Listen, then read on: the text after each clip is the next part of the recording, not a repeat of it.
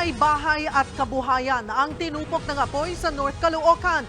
Sumiklab ang sunog sa tindahan ng LPG kung saan nagkaroon pa ng mga pagsabog.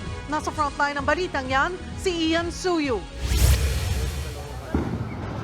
Sunod-sunod na pagsabog ang bumulabog sa mga residente sa gitna ng sunog sa Barangay 176 sa North Caloocan pasado hating gabi kanina.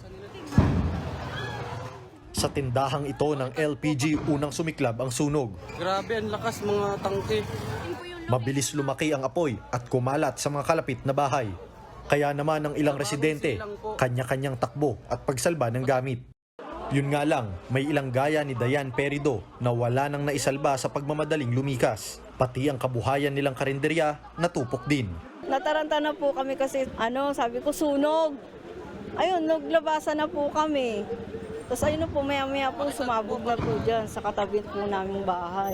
Napakahirap po ni Piso po, wala po kaming ang isip ko na lang po, mailabas ko yung mga anak ko.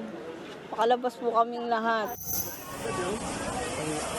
Inabot ng mahigit 1 oras ang pag-apula sa sunog. Sa kasunod na investigasyon, dito tumambad ang sunog na bangkay ng isa sa mga empleyado ng tindahan. Base sa mga witnesses, nakainom daw po siya, kaya hindi nakalabas. Bukod sa LPG store na pinagmulan ng apoy, natupok din ang 3 bahay.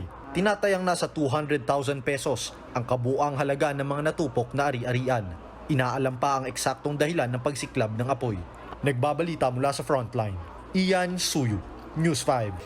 Mga kapatid, Cheryl Cosim po, huwag maging huli at maging una sa lahat sa balitaan.